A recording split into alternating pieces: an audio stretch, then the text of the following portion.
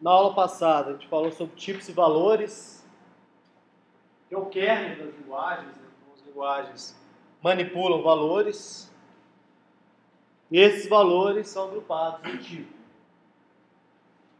Ao agrupar valores por tipo, eu posso utilizar determinadas operações. Hoje a gente vai falar sobre comandos e expressões. Para essa aula, eu utilizei mais como referência o livro do David Walsh. Então, existe uma pequena diferença com relação ao livro do Flávio Varejão, mas no decorrer da aula eu falo com vocês por quê.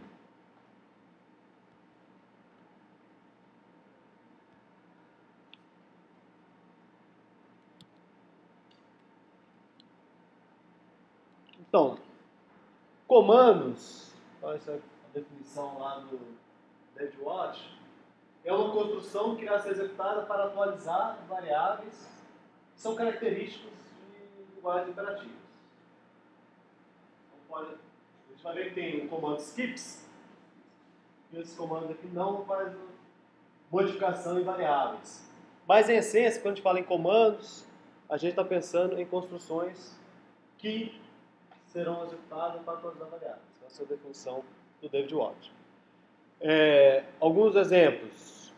Tem elementos, tipos de comandos primitivos, tipo skip, atribuições, chamados de procedimentos, e tem os compostos, são chamados sequenciais, seleção e iterativos. Esses últimos três aqui foram bem definidos durante a crise do software. Na crise do software não tinha essa distinção clara nesses três comandos, comando sequencial, seleção e iterativo. Então, uma das grandes contribuições da programação estruturada com a crise do software foi definir esses três comandos. Então, o skip é um comando sem nenhum efeito. Em C, ponto e vírgula, em A, null, em Python é o pass, né? Esse ponto e vírgula causa alguns problemas em C, com os alunos que estão aprendendo a programar. Um exemplo aqui.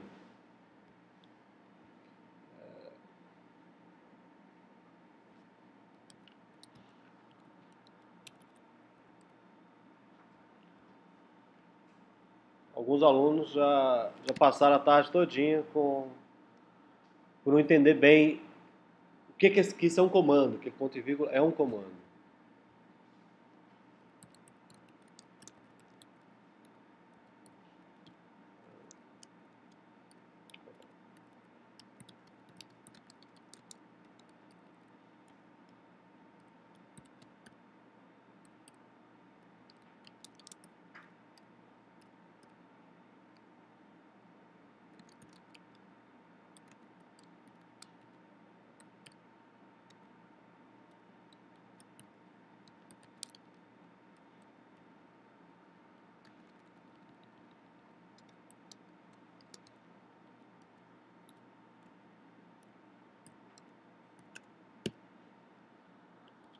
O que será impresso aqui, pessoal?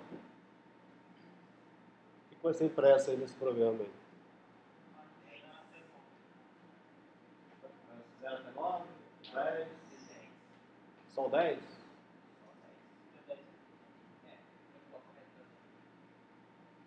O retorno 0, se quiser. Isso aqui já está a ver com amém. Então é isso, vai imprimir o 10. Por que vai imprimir o 10? Isso alguns alunos já mostraram esse problema, né? Então, não esse problema específico, né, mas algo relacionado. Né?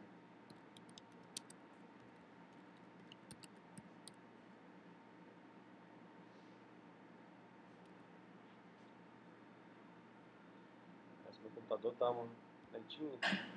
Então, dentro do for, o único comando que tem é esse skip. Então ele vai ficar executando de 0 até 9 esse skip. Aí quando o i chegar a 10, ele não vai executar mais esse comando.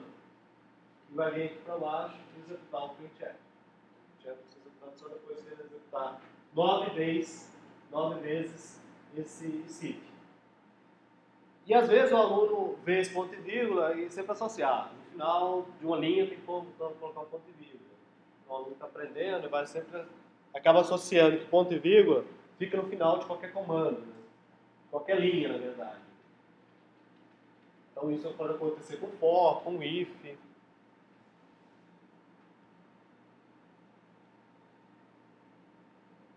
Ó, eu sei aqui tá até legal, eu dei até um warning, né? Ó, esse negócio tá meio estranho aí. O seu loop tem um corpo vazio, né? Não tem nada, só tem um skip. Pode ser que você tenha aí cometido algum erro, né? Vai imprimir apenas o 10. Porque depois do comando for, eu tenho um comando, né? Eu posso ter apenas um único comando, nesse caso. Quando é o grupo comando, eu coloco isso dentro do bloco. Então esse skip, a gente tem que ficar atento quando você vê um ponto e vírgula, esse ponto e vírgula vai ser executado.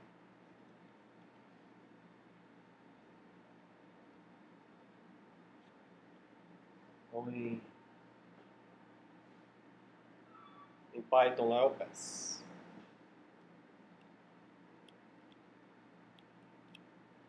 Comando principal das linguagens operativas. Atribuições. Basicamente, nossos programas, todos em linguagens operativas, ele monta um fluxo para definir o que vai ser atribuído, e quando vai ser atribuído, e quantas vezes será atribuído. Basicamente é isso. Os programas definem isso. Então, quando a gente utiliza if, while, usa funções, a gente na verdade está definindo como, quando e quantas vezes uma atribuição será executada.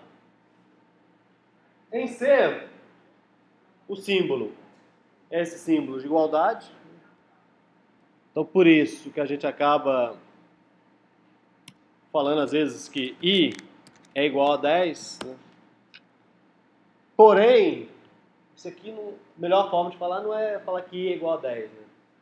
I recebe 10. O i igual a 10 pode levar a confusão e imaginar que o i sempre vai ser igual a 10, ou que é uma expressão lógica isso. Não, isso aqui é uma atribuição. Esse símbolo de igualdade foi utilizado, poderia ter utilizado um outro. Em Ada, em Pascal, utiliza esses dois pontinhos e esse símbolo de igual. Ou poderia usar uma seta, né? Tentar fazer algo desse tipo. Em R, utiliza a atribuição dessa forma, mas usa a outra também. Tem essa forma de fazer atribuição. Então, esse símbolo aqui ele diz mais, né? Eu estou pegando 10 e jogando, atribuindo para a minha variável i. Em Portugal também, às vezes, em Portugal utiliza algo parecido com esse. Então, entender bem o comando de atribuição e depois entender bem o conceito de variáveis, talvez vocês deixem para a próxima aula, esse vai ser laboratório, talvez para segunda-feira. A parte de variáveis eu quero fazer bastante exercícios com vocês. Muitas linguagens têm atribuições. Esse tipo de atribuição múltipla aqui que está dizendo pode ter uma confusão. Por exemplo, no caso do C, eu posso ter a variável i, recebe A, recebe 10.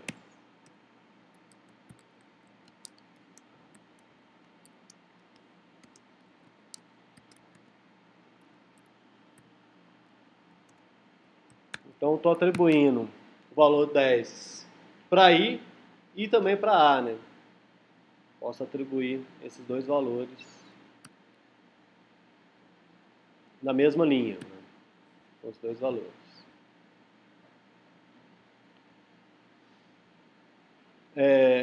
Atribuição combinada com operador binário, né? Que atribuição que é essa aqui, pessoal?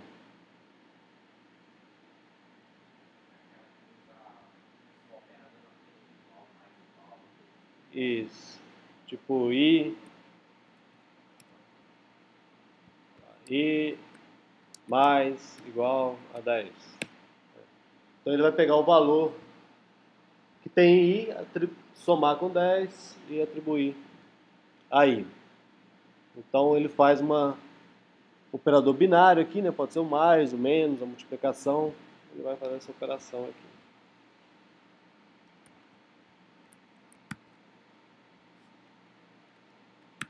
Então está presente em muitas linguagens. Então, o valor de I agora é 20.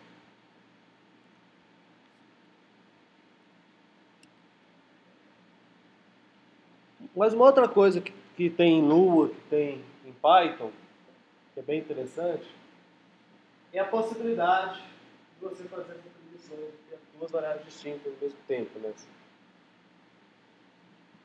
Quando a gente utiliza, por exemplo, C, um algoritmo que os professores normalmente passam para a gente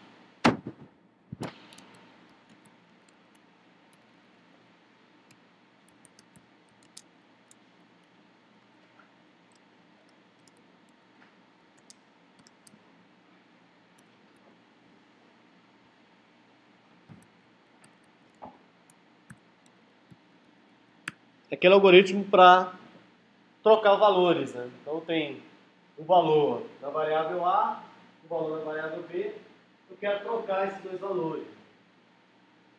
É um algoritmo simples e útil. Então, todos os algoritmos, mas muitos algoritmos de ordenação utilizam esse procedimento de troca. De ordenação em linguagens imperativas, o Quick Search, o Bubble Search, o Search Search, utilizam esse procedimento de troca. Quando eu faço isso numa linguagem que não tem, que eu não posso atribuir dois valores a duas variáveis distintas ao mesmo tempo, eu tenho que usar uma variável a mais aqui, né? Aí, como é que eu faço aqui? T recebe A recebe B, e B recebe T, né? Então, eu troco os valores. Eu vou usar uma terceira variável. Partir com a terceira variável e fazer 3 comandos de atribuição para conseguir o efeito de trocar os valores.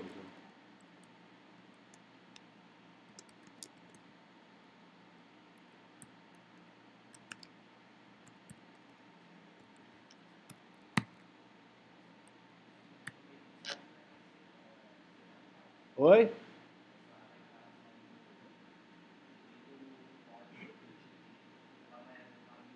Ah, espera, eu vou falar sobre isso.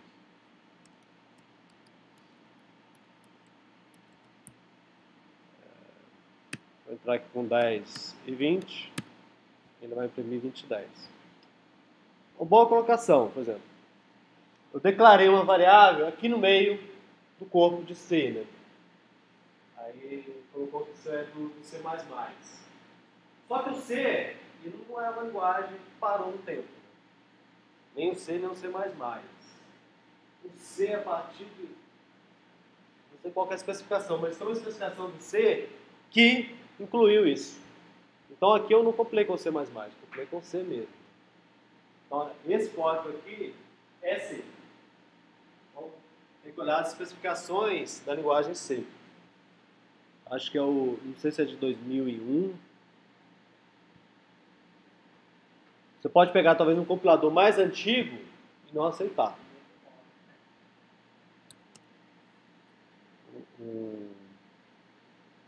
Eu acho que dentro do for, eu não sei se alguma já embutiu. Dentro do for não tinha, mas eu podia declarar uma variável em qualquer parte do corpo.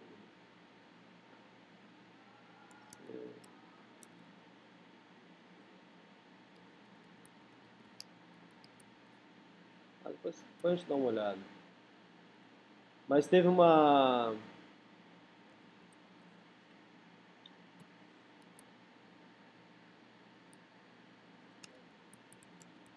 uma especificação aí, aquela de 91, 92, não lembro das datas. Mas...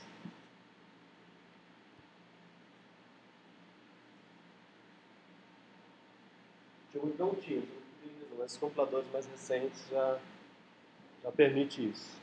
Não é específico da... Acho que é essa C11 aqui, eu acho.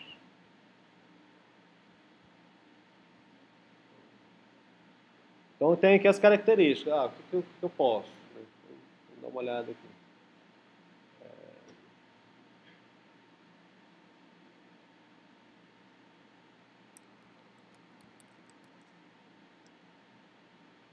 Aqui, ó, na C99. Remoção de restrições sobre a localização de declaração de variáveis, similar ao que acontece em C++, né? Então, em 99. Então, quando a gente usa lá 90 e poucos, esse ANSI e isso C aqui, não tinha esse suporte, né? A C99 passou a ter esse suporte. Então, todas essas linguagens, elas não param, né? Na verdade, o C++ também, ele continua a evolução dela. Então, incorporação de funções anônimas está sendo incorporado, tem um monte de novos recursos sendo incorporados nessas linguagens durante todo o tempo. Mas Lua ou Python, né? Pode ilustrar com Python.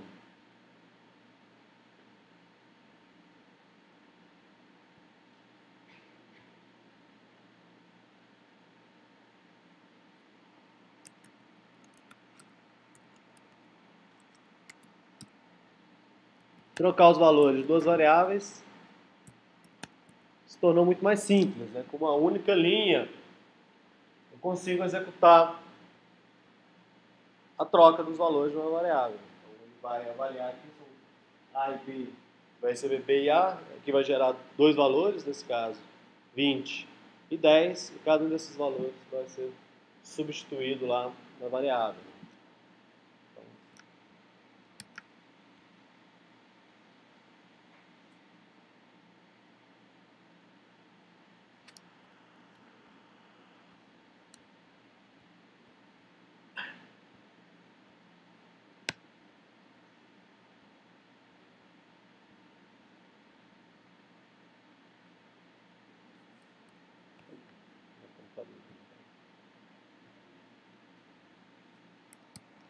Está salvando até agora. Lua tem o mesmo recurso, Ruby também.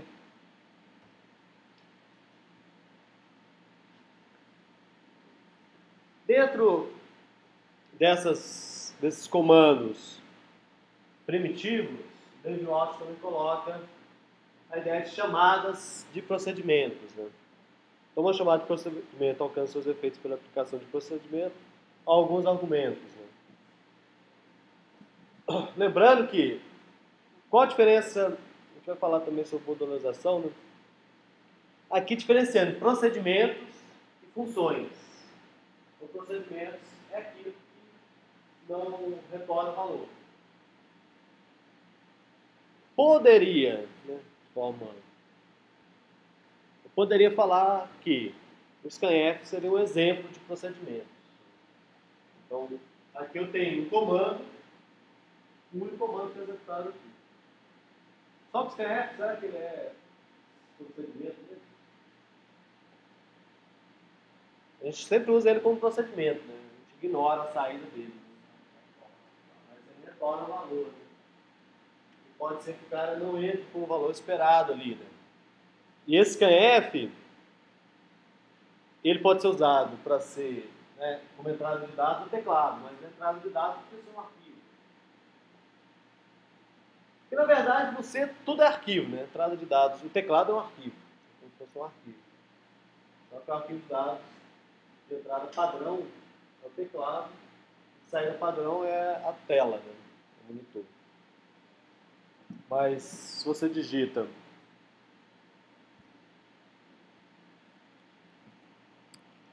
se eu digitar, por exemplo, R, ele não vai ler, né? Ele não consegue ler, já deu não leu nenhum próximo, já não leu, né? Então, um programa mais cuidadoso verificaria se a saída desse cara é igual a 1.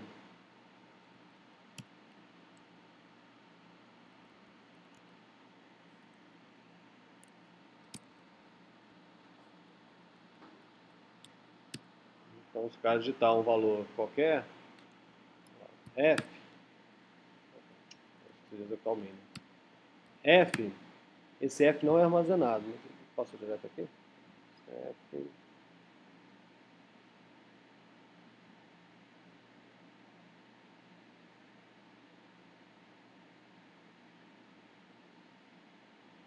Ah, não. Ah, é porque eu tô com dois scanfs aqui, né?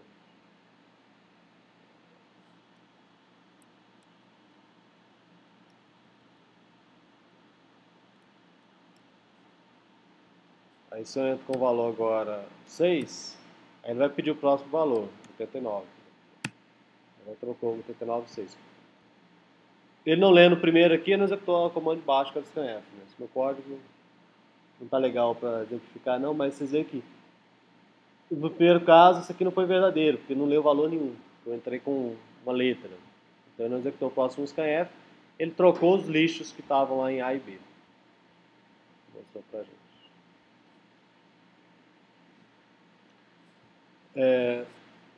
Então, P vai determinar o procedimento a ser aplicado em E1 até N. Né? Então, esses valores aqui podem ser expressões. Né? Os valores são expressões. Então, pode ser um valor ou uma referência para uma variável. Então, pode ser uma expressão ou uma referência para uma variável, em algum caso, de algumas linguagens, tipo C++. Comandos sequenciais. Então, eu tenho comandos sequenciais, condicionais interativos, que são encontrados em todas as linguagens, e permite compor comandos alcançando controle de fluxo. Então, o que a gente aprende em fundamentos de computação é compor esse controle de fluxo através desses três elementos, sequenciais, condicionais e interativos. Então, em muitas linguagens, os comandos sequenciais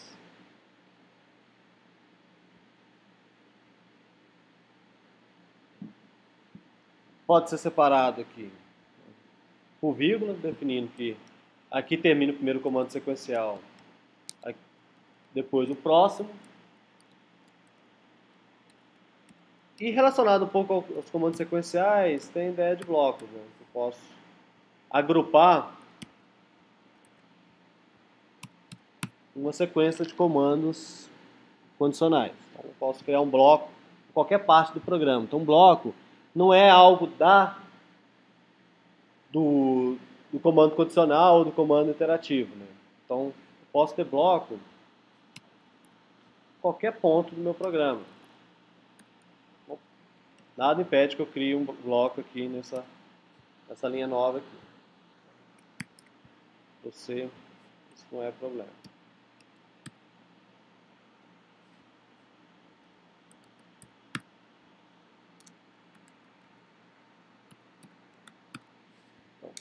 Tem um bloco aqui, não precisa ter um if e while. Então, um bloco a gente utiliza junto com o if e while, as estruturas condicionais e iterativas. Os comandos condicionais escolhem um dos subcomandos para ser executados. Esses subcomandos são os comandos sequenciais.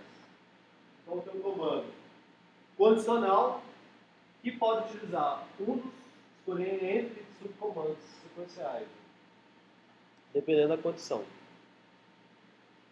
Então, o comando escolhe entre vários subcomandos. Alguma forma desses comandos, então, basicamente, em todas as linguagens, essa forma aqui é presente. Então, a sintaxe básica é: se uma expressão, então faça alguma coisa. Se não, faça outra. Enfim. Linguagens como Ada utilizam mais palavras reservadas. Então, você vê aqui o then, o else, o and if. Né? Isso ajuda você a ler o código depois, né? Legibilidade. Por exemplo, em C, um erro muito frequente é quando a gente utiliza os blocos e sem usar uma indentação adequada, é você começar a ficar meio perdido nos blocos, né? Quem está fechando quem?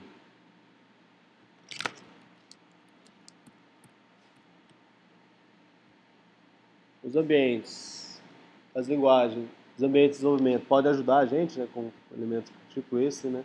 Eu posso fechar e verificar o que está tudo dentro desse bloco, mas coisas do tipo que tem ADA, endif, endwhile, pode ajudar a você ler isso dentro da linguagem mesmo. Então, no C, a sintaxe básica é essa. Se um comando, se não, um outro comando.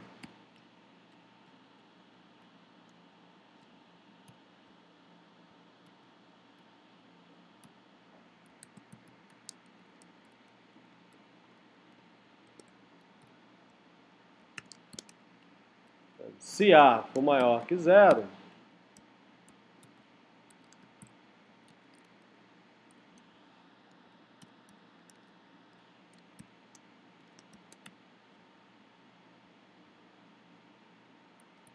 se não, eu imprimo menor que zero.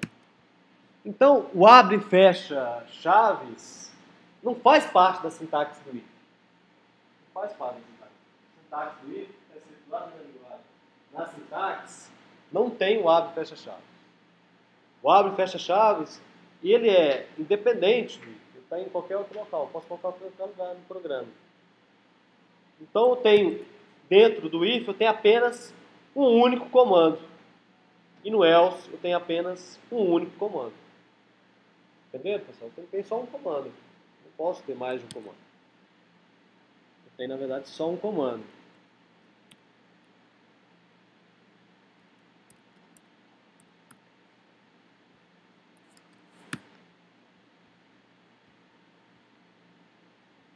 Só que, quando eu preciso escrever mais de um comando, eu tenho que agrupar esses comandos em um comando sequencial, com blocos. Né?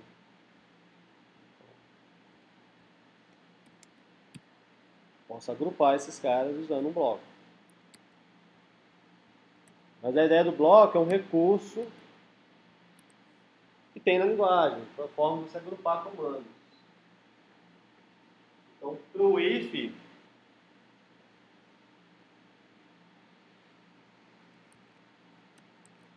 continuo tendo apenas um único comando. Só que esse comando agrupa mais de um comando. Mais de uma chamada a procedimentos aí. Tratando o printf também como chamada a procedimentos.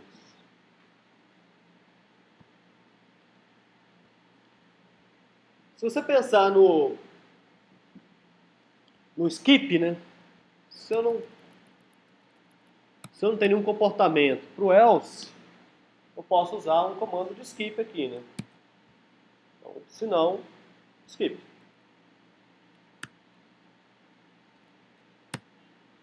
Se eu entrar com menos 4, aí não vai fazer nada, né? Vai terminar.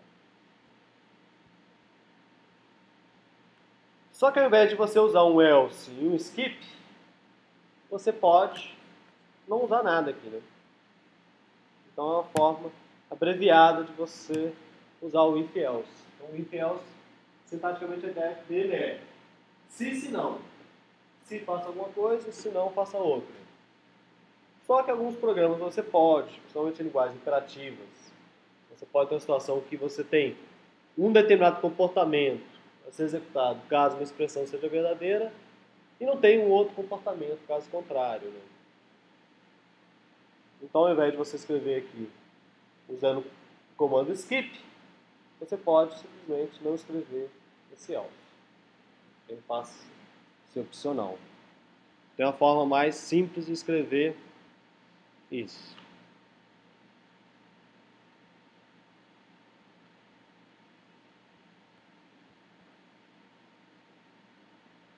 Em Python, por exemplo.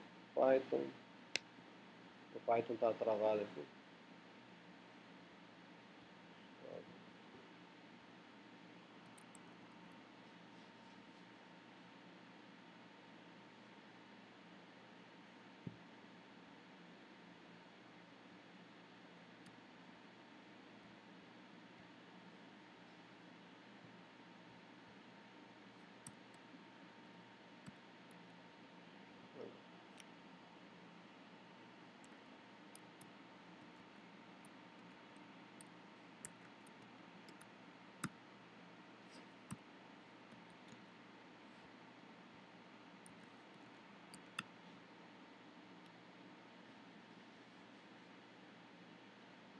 Não, tem alguns valores de triângulo. Quero verificar que tipo de triângulo é esse. Ele pode ser isósceles, equilátero, escaleno. Ou melhor, posso verificar. Tem 3 valores, quero verificar qual que é o maior, qual que é o menor, qual que é o do meio. Dá bastante isso aí. Então eu posso escrever algo do tipo: se A é maior que B,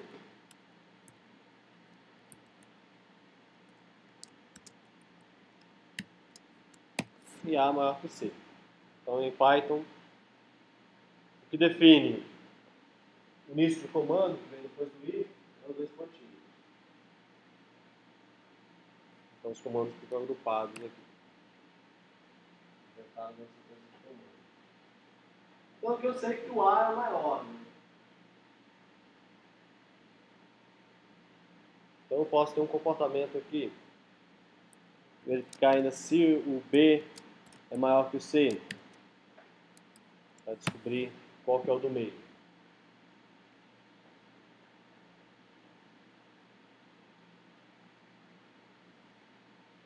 Então aqui eu sei que os valores aqui, o maior é o A, o B, depois o C. Se não,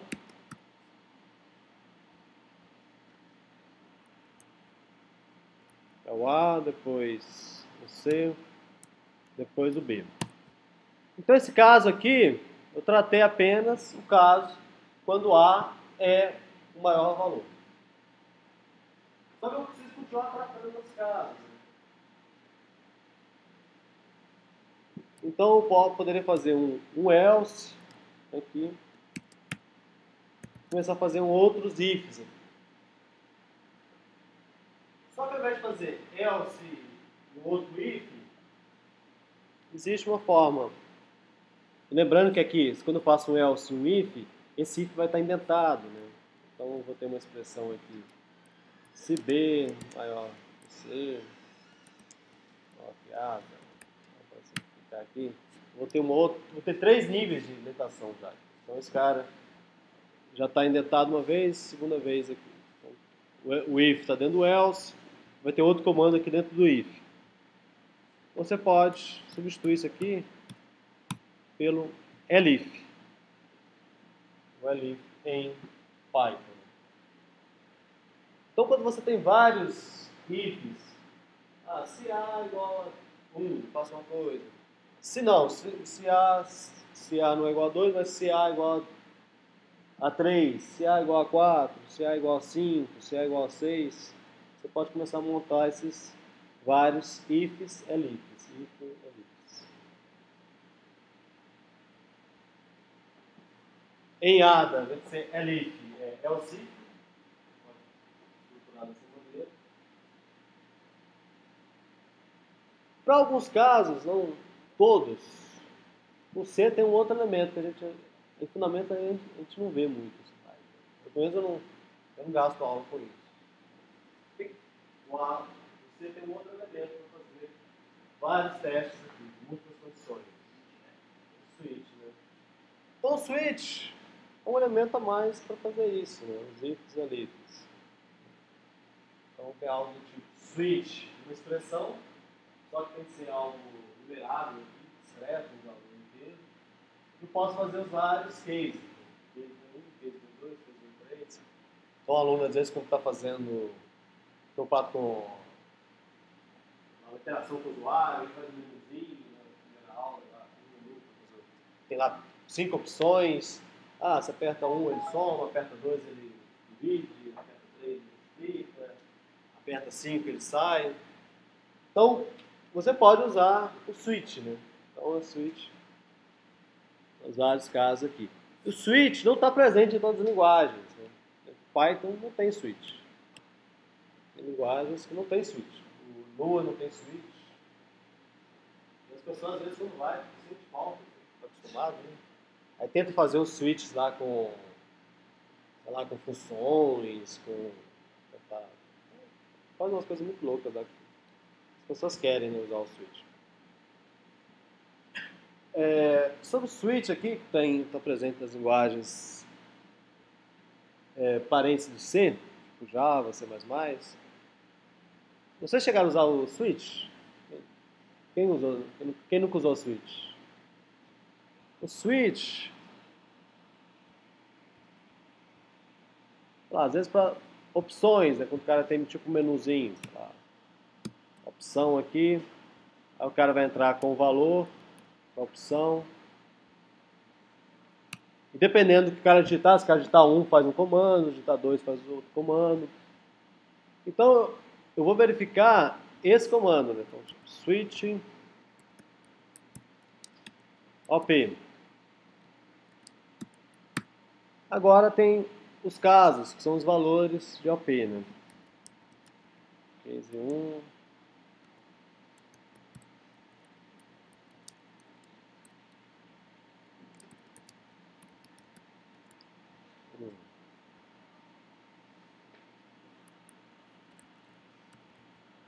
caso digitar 2, caso 2.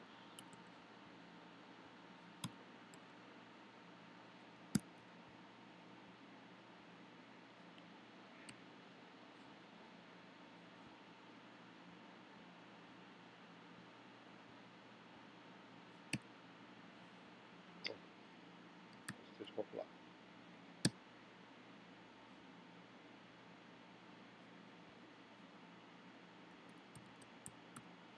Então, se eu digito lá 2, vai imprimir para mim caso 2. Vou botar a barrinha aqui.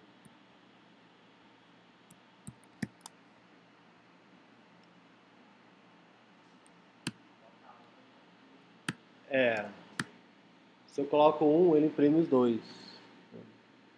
Como é que eu faço para eliminar isso? Porque ele aqui, ele checou, né? Eu digitei 1. Por isso que eu comecei com 2, né? Então isso funciona, beleza. Eu digitei 1, é verdadeiro, ele imprimiu aqui. Só que ele continua executando. Então, é muito estranho, né? Eu acho meio estranho isso. Eu deveria só atender o primeiro caso. Né? O caso não atendeu, acabou. Aí você tem que colocar o break.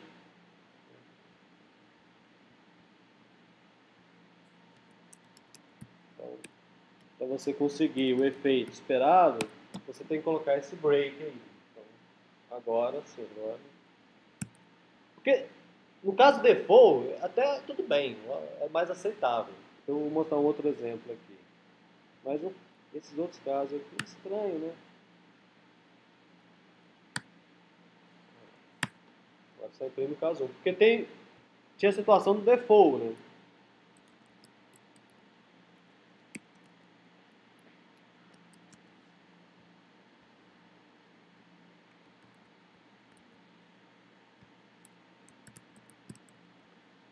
Tipo, sei lá, o default serve todo mundo. Então, se eu entro com 1 e ele imprimiu o caso 1, imprimiu o caso qualquer, é mais aceitável, mas ele imprimiu o caso 2, é muito estranho. Eu acho muito estranho.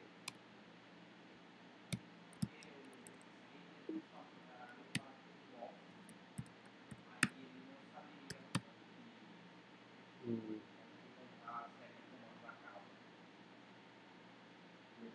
Você, tá agrupado, né? Assim, porque pela sintaxe, semana esperado, seria esperando ele fazer algo parecido com a leaf, né?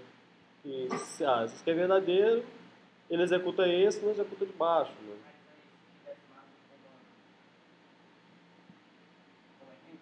Hum.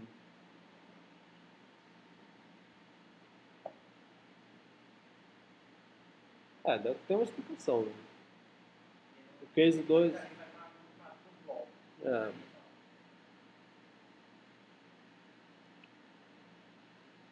que ela acaba executando o case 2, mas o case 2, se ele executasse o case 2,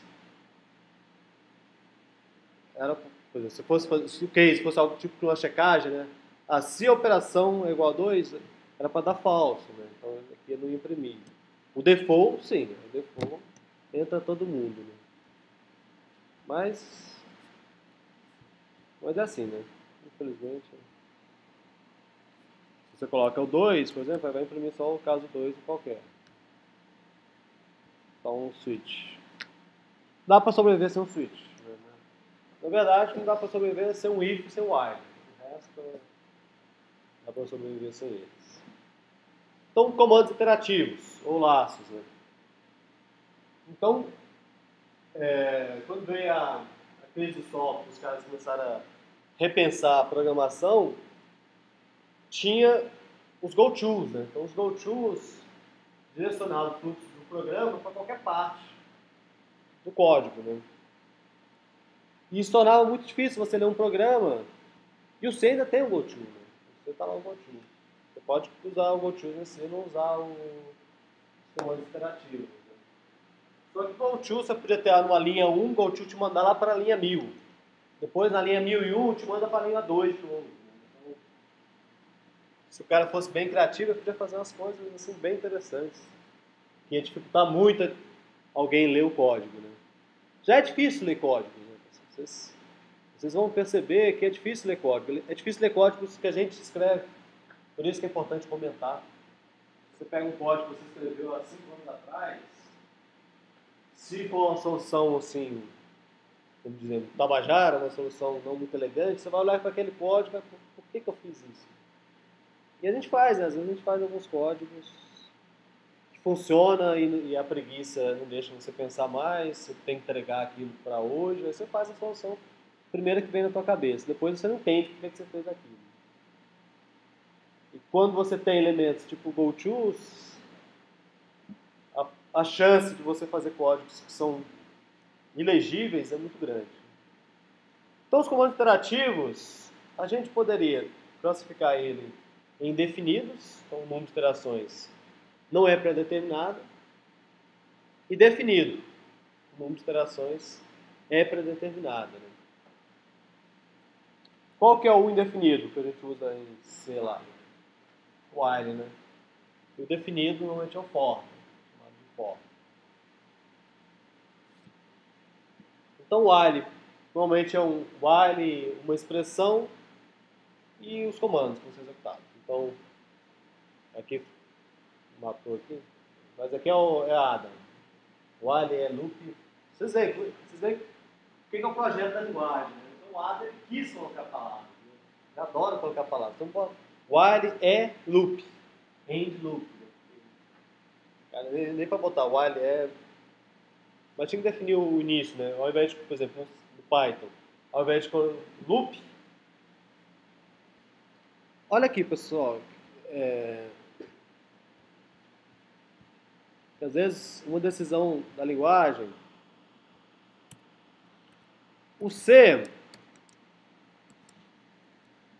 ele sabe que acabou a expressão quando ele encontra o fecha parênteses. Né? Então, abriu parênteses, fechou parênteses. Então, ele sabe que acabou a expressão. Tudo que vier aqui depois, pode estar na mesma linha, ele sabe que é o comando que está dentro do if. Né? Uma linguagem que, então, o abre e fecha parênteses faz parte da sintaxe do if. Faz parte da sintaxe. Uma linguagem que não tem o abre e fecha parênteses, fica difícil dela saber quando que acaba a expressão ali. Quando que termina a expressão. Então, eles têm que criar alguma coisa, né?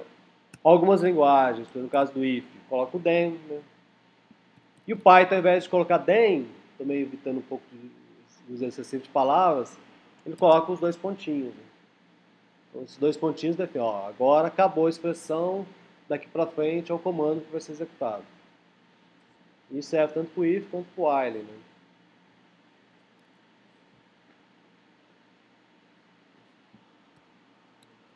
Então, aqui em C, mostrando a equivalência, né, do for. No C, então for, no C ele é bem flexível, né? Você pode fazer... Não obrigatoriamente você precisa fazer coisas que são definidas no for. No C você não é obrigado a fazer isso não. Linguagens tipo o Python, ou mesmo Pascal, Adam.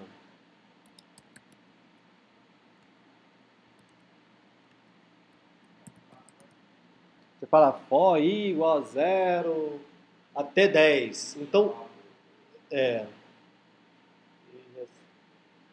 i de 1 até 10. Então, o for, em muitas linguagens, é algo do tipo de 1 até 10, de 1 até 20, de 1 até 100. Então, ele é bem claro, bem definido que é para coisas, contagens, coisas definidas mesmo. Quando eu sei que vai ser executado, uma sequência de comandos vai ser executada n vezes.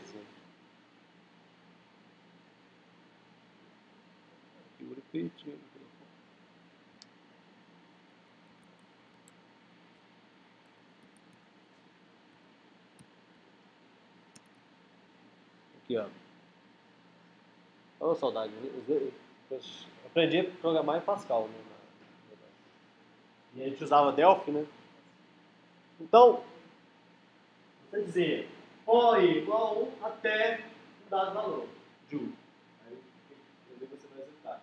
Então também tem um excesso de palavras aqui. Olha, tem o fazer o for, tem o to, o do, begin e o end. Tudo faz parte da sintagem do for. Então se eu quisesse fazer uma contagem, imprimir os valores de até 10. Então for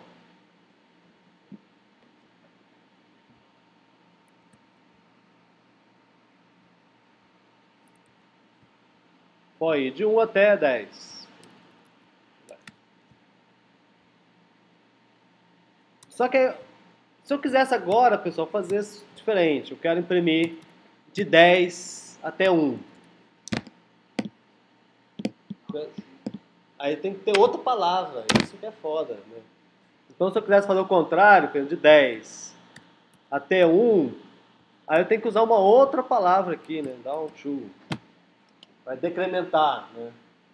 E se eu quiser decrementar, quero imprimir de 10 até 1, mas eu não quero imprimir todos os valores, eu quero imprimir só... Então, eu quero imprimir de 10 até 2 e quero imprimir só os pares. Ou seja, eu quero imprimir o 10, o 8, o 6, o 4 e o 2. Eu também, né? Eu não faço isso. Tem que botar step, né? Eu acho que é um step aqui. Step 2, alguma coisa assim. Aí você começa a colocar um monte de palavras para conseguir essa flexibilidade. Se eu quisesse fazer algo que fosse subindo, sei lá, eu quero imprimir as potências de 2. 2, 4, 8, 16, 32, 64. Aí eu não sei, acho que não tem jeito. Aí já não dá. Porque eu acho que a única coisa que ele faz aqui é de incremento, mais mesmo, ele não vai multiplicar. No C não, no C o for é praticamente uma sintaxe com while. Isso que está colocado aqui nesse exemplo. Né? Então você tem um comando inicial, você pode ter, não pode ter, se você quiser. Você tem uma expressão e tem um outro comando que é executado depois. Então esse comando aqui, ele é executado uma única vez quando chega no for. A expressão, depois que é executado, ele vai executar a expressão. Não, desculpa, né? Ele vai executar o C2, né, o incremento, depois a expressão. Então, aí, igual a 2. Igual a 2. I menor do que 10.000.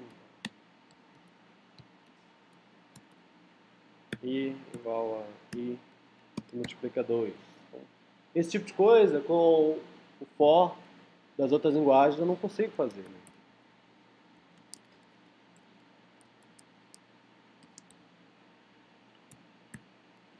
Então, o for do C ele é muito flexível. E isso dificulta, às vezes, a leitura também. Você pode fazer umas coisas muito estranhas. Né? Acho que a gente colocar o valor também.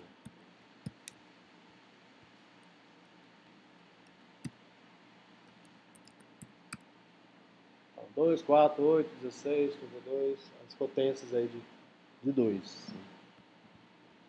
Só que isso aqui, nada dessas coisas são obrigatórias. Então eu poderia colocar isso aqui e colocar isso aqui dentro. Quando eu faço isso, o que eu estou fazendo aqui? Um while. Equivalente a um while isso aqui, né? Isso aqui é equivalente a um while.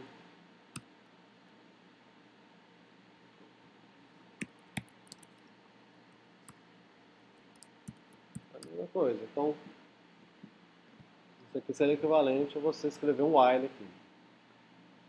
E outro, sei lá, uma outras coisas que você pode fazer. Deixar S.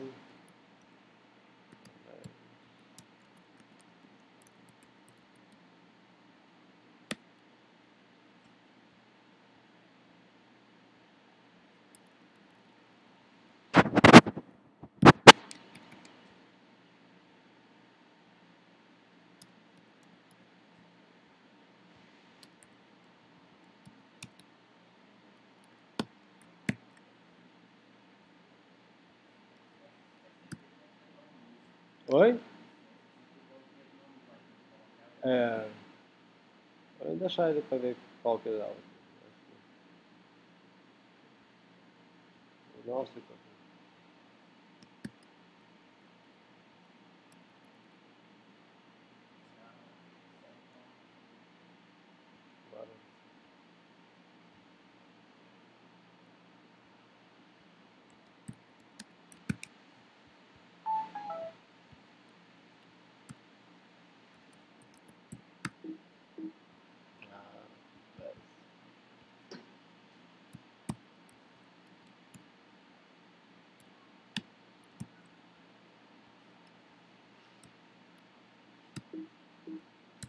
estou fazendo errado aqui.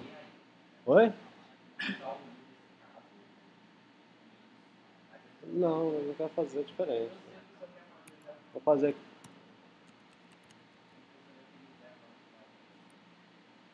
É porque ele quando coloca aspas duplas, já bota o zero, barra zero. Né? O S igual a S mais um.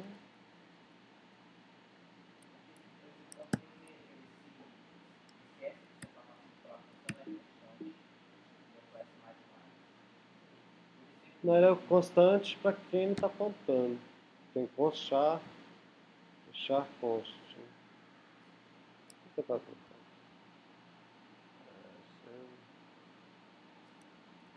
Fazer direito aqui. Malloc.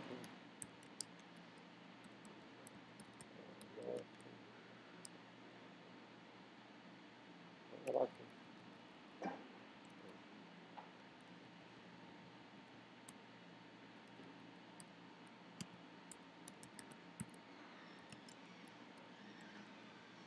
O S mais um. O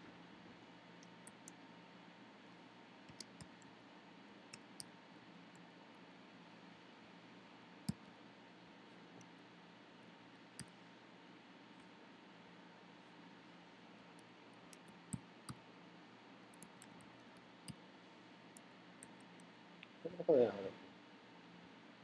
For.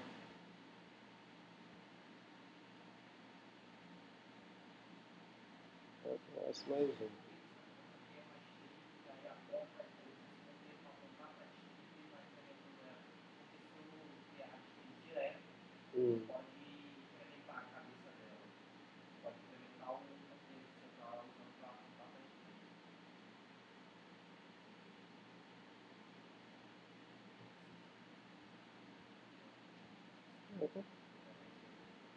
Não. O que é isso? Tô confundindo aqui também. Porque o S. Então o S, eu aloquei esse cara.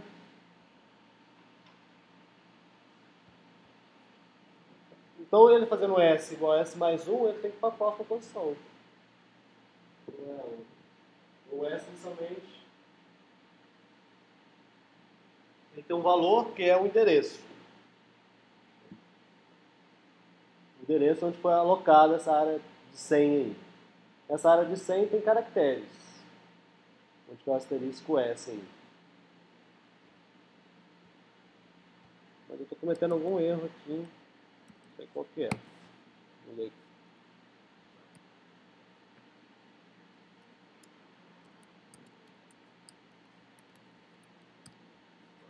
S. Qual S igual a S? Oi? Enquanto S. Porque isso aqui seria S diferente de zero, né?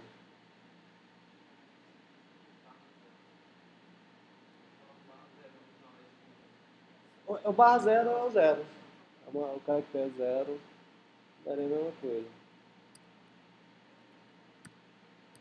Por que ele não está parando?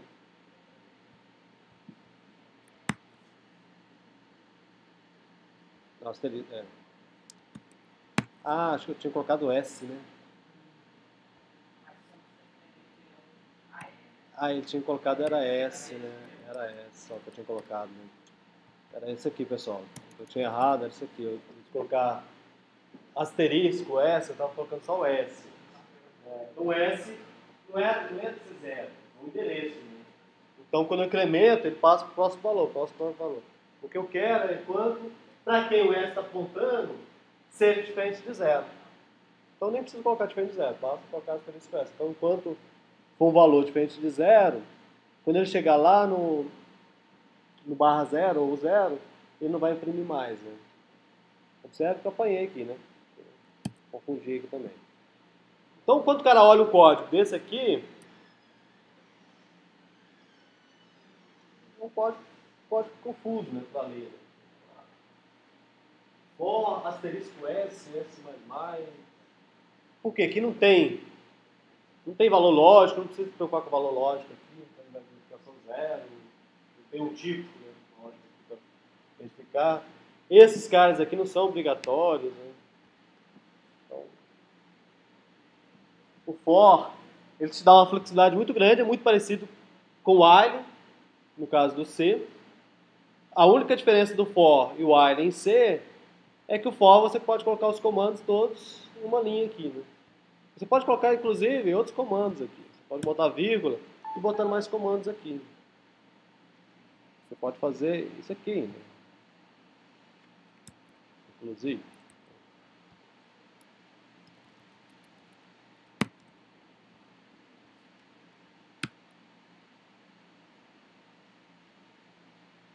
Não, acho que aí também não, né? Também foi pequeno demais. Não compilou, não. Printf, no comando. Não acertou também. Mas se fosse algo que fosse copiar, né? Se estivesse querendo copiar para uma outra área de memória, S2, por exemplo, aí você poderia fazer.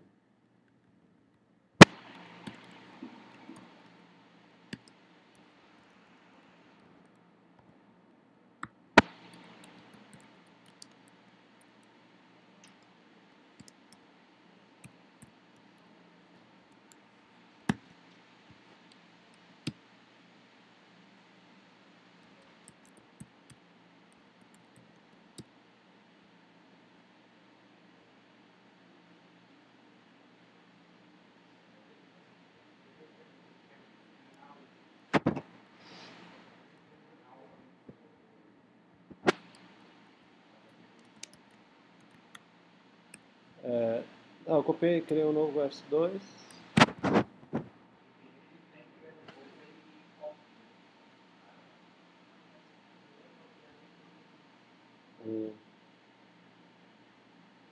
Aqui, né?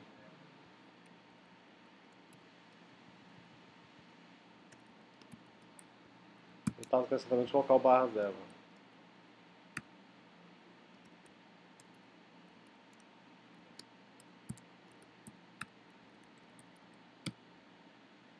O Sérgio.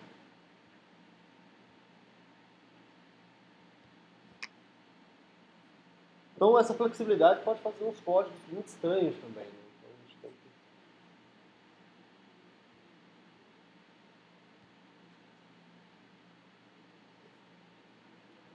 E você tem outros comandos iterativos também.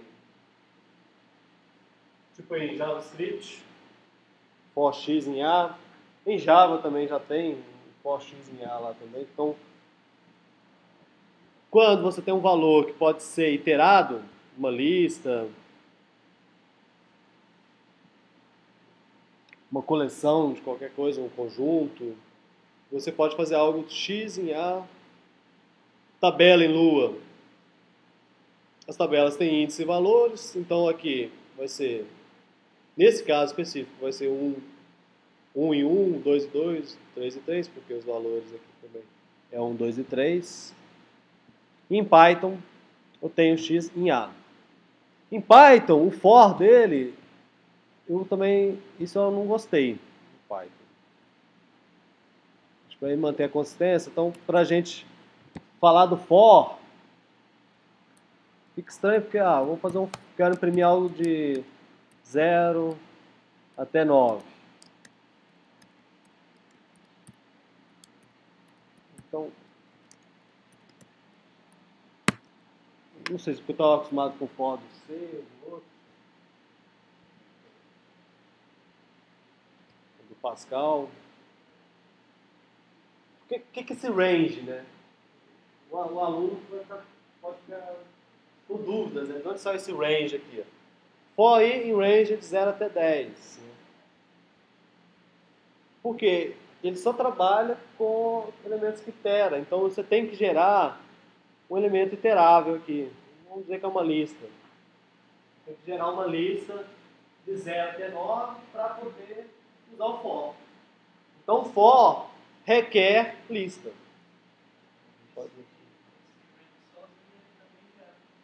Gera lista, né? Então quando eu uso aqui.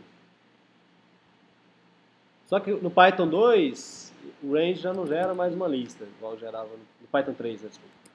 Quando eu faço range 1 até 10, ele vai gerar um objeto range, que é um iterável aqui. Então você tem que colocar range 1 até 10. Acho que ele quis deixar mais conciso os elementos de lá.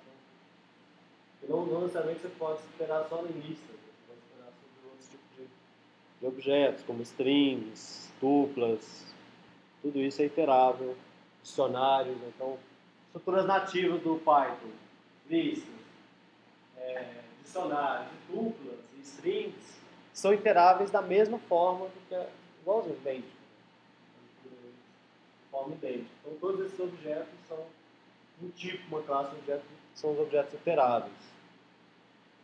Então, esse for e range de 10, eu acho estranho para o aluno que está aprendendo assim, esse range, não sei se range.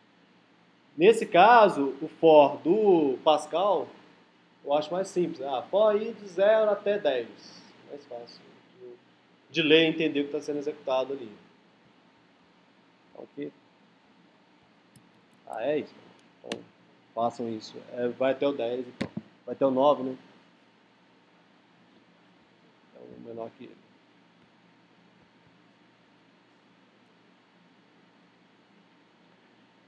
Então, expressões com efeitos colaterais. O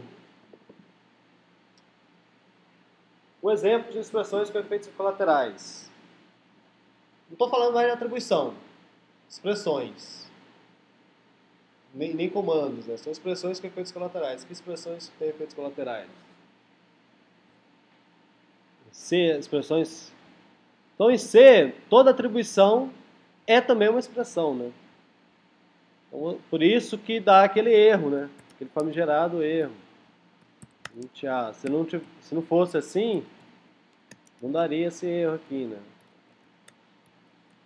Então, essa atribuição, ela também pode ser avaliada e retorna uma expressão, e retorna um valor, né? Ela é vista como uma expressão. Então, A igual a 10 é uma expressão. Retorna 10, né? Então, se isso não retornasse valor, o C poderia dar um erro aqui, né? Falar, isso é uma atribuição, isso não é expressão, então se não é uma expressão, não deveria estar aí. Mas o C não pode falar isso porque isso aqui é também uma expressão. Então, atribuições são, na verdade, expressões com efeitos colaterais. O problema dos efeitos colaterais é aquilo que eu falei com vocês. Efeitos colaterais, ele está mexendo em algo no mundo aí. Pode ser uma variável, pode ser um arquivo. Bem, esse código aqui eu peguei lá do livro. Qual o problema desse código aqui, pessoal? Então eu tenho aqui um tipo enumerado, o fêmea e macho, masculino e feminino. Tenho aqui o gênero e ele lê no arquivo. Então o getChar está pegando o arquivo. CF pode ser um arquivo, pode ser um teclado, pode ser um arquivo de texto mesmo. Se for F, então getChar F, G é igual a feminino. Se não, G é igual a masculino. Qual o problema desse código aí?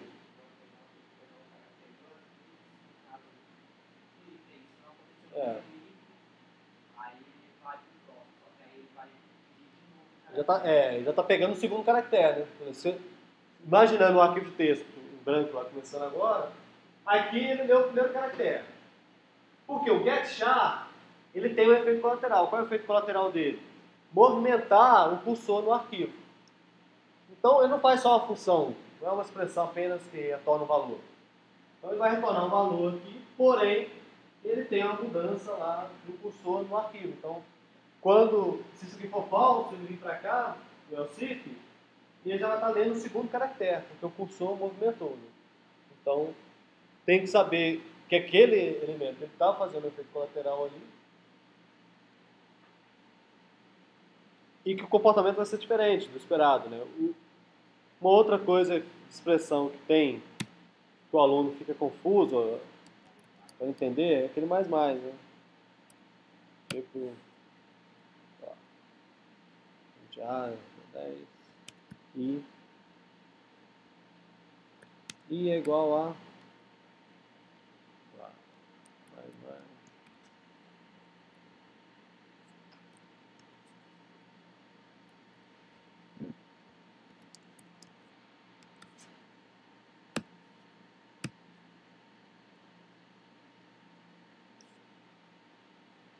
Por exemplo, aqui. Qual que é o valor de I? 31, né? Então, tem que saber... Opa, desculpa. Se fosse uma variável aqui, né, pessoal? Se fosse uma variável, isso aqui não vai aceitar de jeito nenhum. Queria colocar a variável, que vocês entenderam. Né? Então, esse aqui é um valor, vai retornar um valor, aqui, só que é algo que tem um efeito colateral. Né? Você tem que saber qual é esse efeito colateral. Nesse caso, esse efeito colateral de atribuição da variável é feita antes de ele avaliar essa expressão. Então ele faz esse efeito, incrementa a variável e vai executar aquele códigozinho lá, A é igual a mais 1. Ele executou esse código, depois que executou esse código, ele vai avaliar o valor de A. Então é 11 mais 20. Diferente do que ocorreria nesse caso aqui. Né? Nesse caso aqui, o efeito colateral ocorre depois. Então o A vai para 11, porém, o resultado aqui não vai ser 31 e sim 30. Ele vai fazer o A, recebe A mais 1 só depois. Ele já atribuiu. Ele já avaliou essa expressão. Então, é outro exemplo de uma expressão que tem efeito colateral. Os efeitos colaterais sempre está ligado a essa questão do determinismo, né? Quando você tem algo que tem, nesse caso, o efeito colateral, é a mudança no valor de uma variável global. Então, o valor F5 nem sempre vai mapear para 16, uma hora pode mapear para 17, pode mapear para qualquer outro valor, dependendo do valor dessa variável aqui. Então, é algo que está externo à expressão, né? Então, por exemplo, vocês lembram quando a gente fala de linguagens funcionais? Em linguagens funcionais a gente tem expressões e as expressões não podem ter efeitos colaterais. As expressões em linguagem funcional não têm efeito colateral. Porém, o efeito colateral está muito ligado a tratar entrada e saída de dados. Então, um arquivo de texto, por exemplo, eu não sei o que vai ter lá naquele arquivo de texto. Então, é um efeito colateral. Eu vou estar escrevendo aquele arquivo, vou estar lendo aquele arquivo, seja um arquivo de texto, TXT mesmo, um arquivo de texto, ou seja um acesso à rede. Não tenho controle disso. Então, as linguagens funcionais tiveram muita dificuldade no início, principalmente por causa disso. Como é que ela vai se manter consistente, dizer que é uma linguagem funcional, ou grupos de expressões não têm efeitos colaterais se operação de entrada e saída é, em essência, efeitos colaterais. Então, o que eles conseguiram fazer foi, no caso do Haskell, é conseguir separar expressões de comando. E conseguiram fundamentar isso uma boa matemática, né? Então, com a ideia de categorias, mônadas, eles conseguiram separar. Então, você não mistura expressões com comandos que têm, no caso lá eles chamam de ações, que têm efeitos colaterais. Então, sobre as expressões, é mais rápido aqui, pessoal. Então, expressões podem ser literais. Então, um valor qualquer, 365, é uma expressão. Né? 3, 4, é uma expressão, pode ser qualquer valor que a linguagem trabalha. Né? Valores lógicos, caracteres ou strings. Tenho também construtores. Então, em C, eu posso criar um struct e definir os valores da linha sendo enumerado e isso aqui chama de construtor, está criando uma expressão, olhado como subexpressões. Então, em C, eu não posso escrever, por exemplo, janeiro é igual a mais 1. Então, dentro desse construtor, eu só posso ter literais. Não posso ter uma expressão aqui. Uma expressão que não seja uma literal. Né? Aqui eu posso ter expressões que podem ser avaliadas. Né? No caso de Ada, Java. Então, isso é uma restrição do C. Então, igual tem aqui esse construtor, eu não posso ter em C. Eu defino um struct, eu defino um vetor. Eu posso construir os valores de um vetor usando o abre e fecha chaves, né? Passando os valores.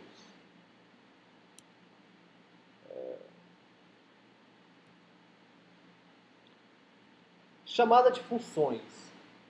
Chamada de procedimentos ficou separada. Né? Lá no início, ele está falando dos comandos. Né? Porque chamada de procedimentos é aquilo que tem efeito colateral. Vai ser eu sair da tela, vai ser eu alterar um arquivo, vai ser enviar uma mensagem na internet. Funções não, funções está associado a expressões, avaliação de valores. Então, no livro do David Watch, ele só define funções. Então, eu tenho que chamar de funções. Funções, eu tenho o nome da função e os parâmetros, né, que são expressões. Algumas linguagens, tipo C, eu coloco F e os parâmetros estão entre parênteses. Outras linguagens, tipo Haskell, não, né? Então, quando eu coloco lá mod 4 e 2, eu não coloco entre parênteses esses caras. Então, o operador é esse. Aqui que é o ponto, pessoal. Então, o operador é, em essência, uma função. Então, o operador binário, vou dar um exemplo do operador unário. Né? Então, o operador unário que tem tipo menos 4. É um operador unário que vai transformar aquele 4 em negativo. Ele é uma função, né? Isso aqui é uma função.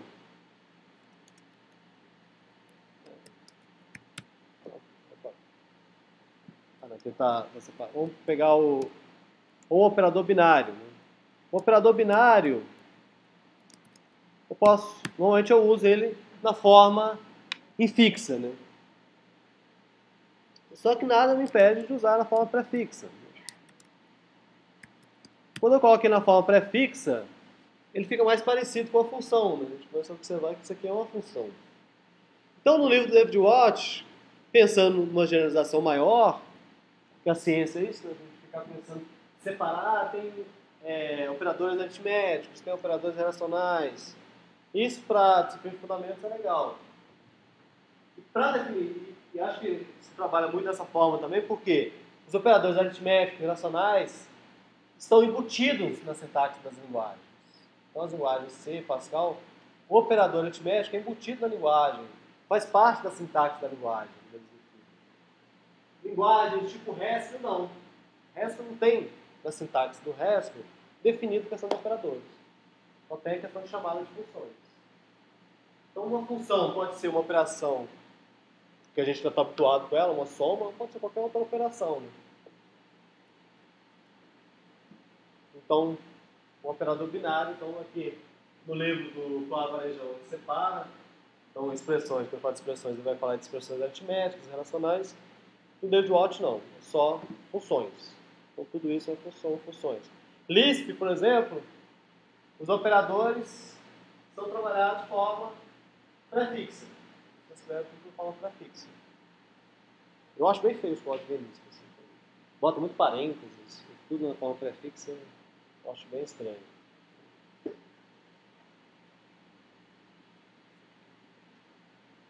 Então, o resto, por exemplo, não diferencia nada operadores e funções. Os operadores não têm nenhum status a mais do que as funções. E, por exemplo, em Lisp, todos os operadores são chamados de função no formato prefixo. Né? Mas, ao generalizar as funções e operadores, qual o problema?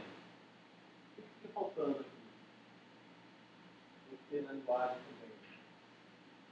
O problema é que, quando você trabalha com operadores, e se esses operadores podem aparecer na forma fixa, tipo 4 multiplica 8 mais 6, essa forma fixa ela é legal, tudo, mas ela tem um grave problema que é eu vou ter que priorizar a questão de qual é a precedência. Na forma pré-fixa não teria esse problema, né? Basta você colocar tudo em parênteses. Se você pegar o código Lisp, tem um monte de parênteses por causa disso. Né? Aqui não, aqui eu tenho que definir a precedência. Então, se uma linguagem não diferencia isso, não faz parte da sintaxe dela, as expressões aritméticas, ela tem que prover um mecanismo de definir quais são as precedências. Né? Qual é a precedência da multiplicação, qual é a precedência da soma, qual que é a forma de avaliação, qual que é, vou avaliar da direita para a esquerda para a direita. Então, e normalmente, essa aqui é a precedência mais usada nas linguagens, então, no mais, você incremento, decremento, tem maior precedência, depois você vai em todos os operadores, todos os binários, depois multiplicação, divisão e lote, tem a mesma precedência e depois o mais e o menos, né, da categoria.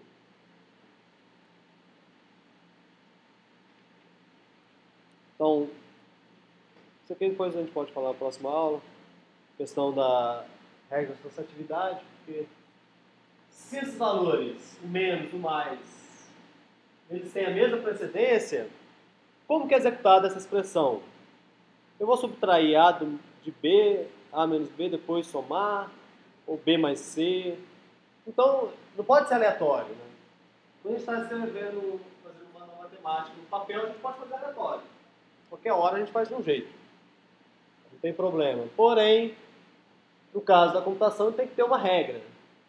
Aí essa regra é a associatividade. Então, não vai te dar direita para a esquerda. Né?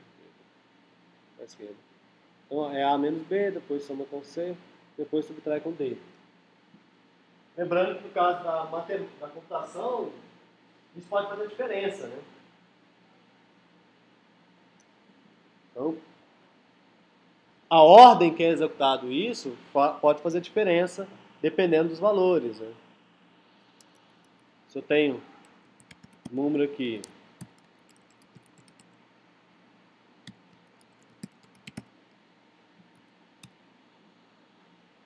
muito grande, eu não sei se isso é muito grande para o inteiro, então, só para vocês terem uma noção.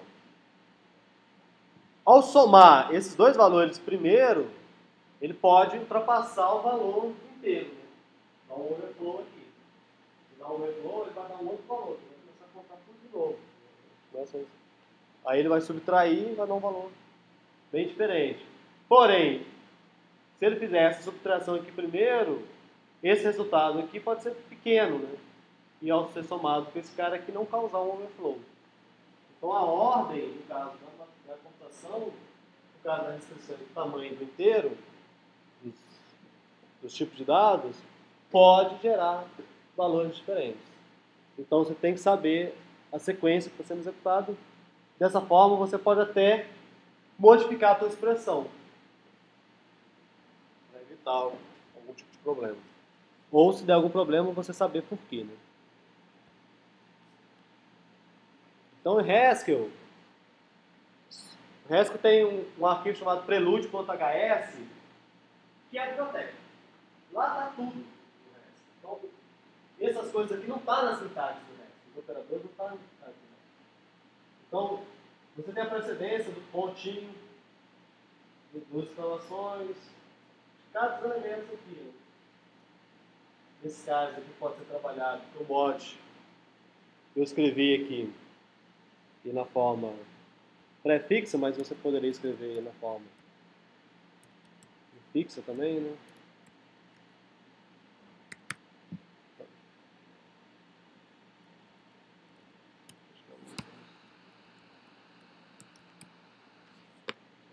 Eu posso escrever na forma pré-fixa.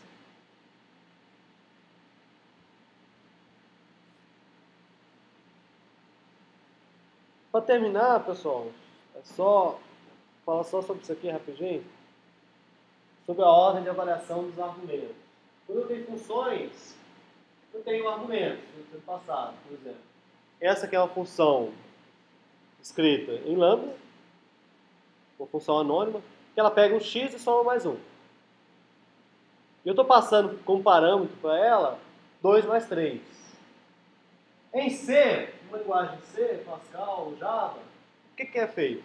Primeiro, avalia esse 2 mais 3. Vai resultar em 5. Esse 5 vai ser substituído, então, no lugar do x, vai dar 5 mais 1, 6. Então, é uma forma, que é uma bagatela. Já o lazy evaluation, avaliação preguiçosa, call by name, na verdade, é passado o 2 mais 3. O que se substitui no lugar do x não é o valor 5, mas a expressão 2 mais 3. Depois ele vai avaliar toda essa expressão. 2 mais 3 mais 1, 5 mais 1, 6. Vai resultar o mesmo valor. Porém, ele não avalia antes. Isso dá uma diferença muito grande na linguagem. Né? Tipo, por exemplo, listas. Eu posso pegar o primeiro elemento de uma lista. Então, ele pegou aquela lista, passou 1. Então, eu posso pegar o primeiro elemento de uma lista infinita. Por quê? Ele não vai gerar essa lista infinita para depois passar. Ele não vai ter que avaliar essa expressão, gerar uma lista infinita e passar para a rede.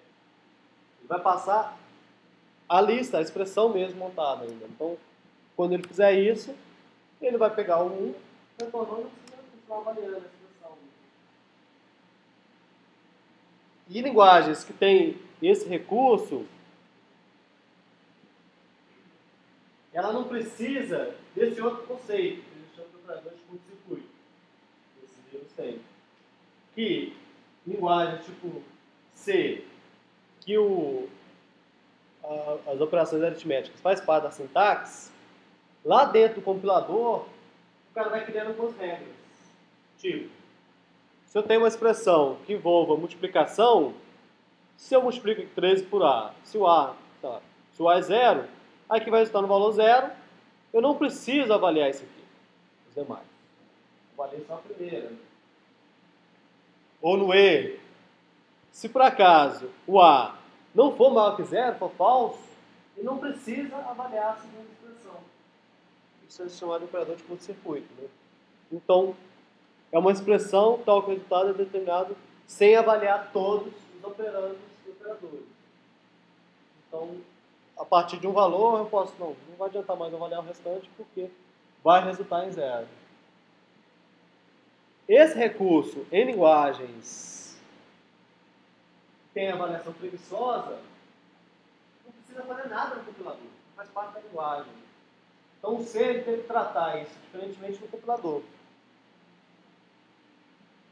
Em Em Haskell não, Haskell, quando você implementa um operador AND lá, e fala que AND false, você tem até esse tracinho significando, ó, essa segunda você não avalia, você não precisa avaliar. Já pode retornar falso aqui. Só vai avaliar a segunda se a primeira for true. Então você avalia a segunda. Então esse aqui é o código do AND. Se abrir o peru da aliança, vai ser algo. Acho que é exatamente isso que está escrito lá. Então ele não precisa avaliar a segunda. Por quê? Ele vai passar, quando ele passar, ele não vai passar os dois parâmetros avaliados, ele vai passar os dois parâmetros para ser avaliado. Então, esse segundo aqui não precisa avaliar, já vai estar falso. Então, avaliação preguiçosa elimina, você tem que tratar isso. E as expressões condicionais, às vezes em C, em Java, a gente pode usar. Né? Parecido com o if then. Só que isso aqui você pode colocar dentro de uma expressão. Então a função